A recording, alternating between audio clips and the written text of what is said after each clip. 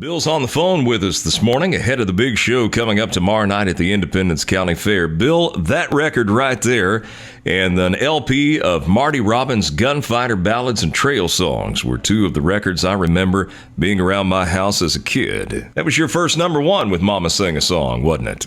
It was, and a song that we will be including on the show tomorrow night, by the way. Wow, that's, well, I'm in pretty good company. That Marty Robbins record was and is a classic, and if those two were in your house, I'm honored to be in that kind of company. Now, that's been a while back. 1961 is when that song came out. Do you remember the recording session of Mama Sing a Song? Oh, yeah, you don't forget things like that. Number one, I considered myself the luckiest guy in the world to be able to have Owen Bradley produce my records, and he produced every record I made for 19 years, and he was kind of like a second father to me.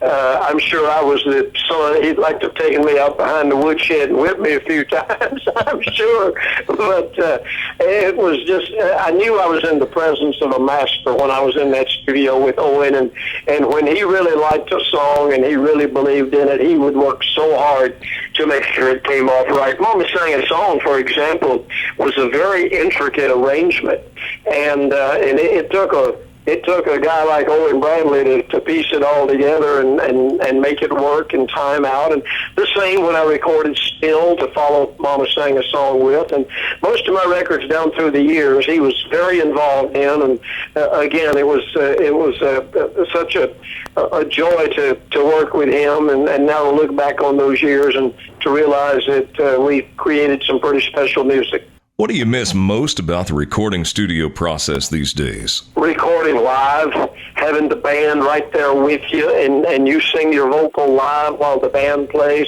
They don't do that much anymore.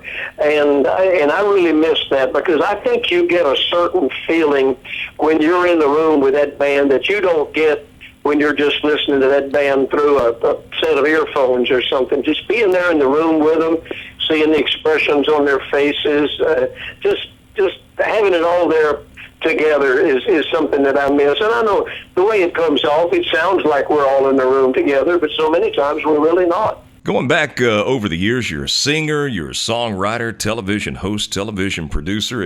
It might be easier to ask you, what haven't you done? Oh, God, well, sleep 8 hours some nights.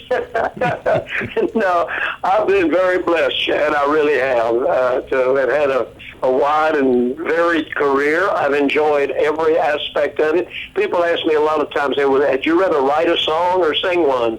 And I say yes, because I enjoy doing both. I enjoyed my years on television when I was hosting game shows, appearing on soap operas and doing those things. So I just feel like I've had such a blessed life, and I look back over it, and even though I wrote a song one time that says I'd have done a lot of things different, I'm not sure that I really would have. Now, I know the Grand Ole Opry keeps you pretty busy. Otherwise, do you maintain a heavy tour schedule these days? No, and that's by choice. We'll work maybe 35, 40 concert dates a year. I mean, you're hearing that from a guy that used to work 200 and 250, you know. I'll leave that up to young kids today, let them get out there and enjoy it like I used to.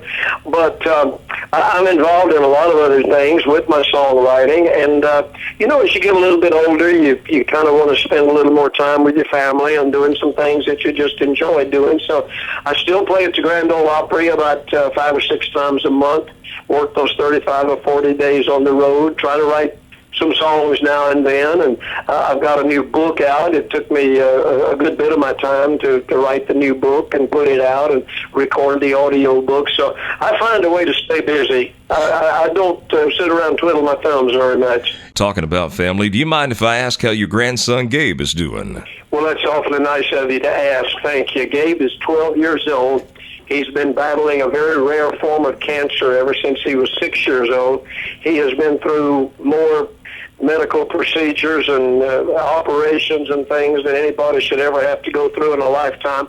But he has a wonderful, loving, giving spirit. He's hanging in there. He's fighting it, and all the prayers and things that have gone up on his behalf they're working, and they're more than appreciated. So I'm very touched that the fans want to know about Gabe, and that they keep him in their thoughts and prayers. That's very special. Grand Ole Opry star and country legend Whisperin' Bill Anderson has been our guest on the show this morning. The big show tomorrow night, 8 o'clock at the Independence County Fair in Batesville. Bill, we're looking forward to it. Well, we are too. You guys going to have some good weather for us? We are going to have some hot weather for you, I'm afraid. Well, if we've got a lot of hot weather, what we really need is a lot of fans. So Exactly. tell the fans to come out and fan us and keep us cool. And I don't mind sweating a little bit while I'm picking and singing. That's part of it. Well, Bill, it's been good to visit with you this morning. We know you're busy. We're going to let you go, and we look forward to seeing you tomorrow evening. Thank you, Chad. Looking forward to being there. Thanks.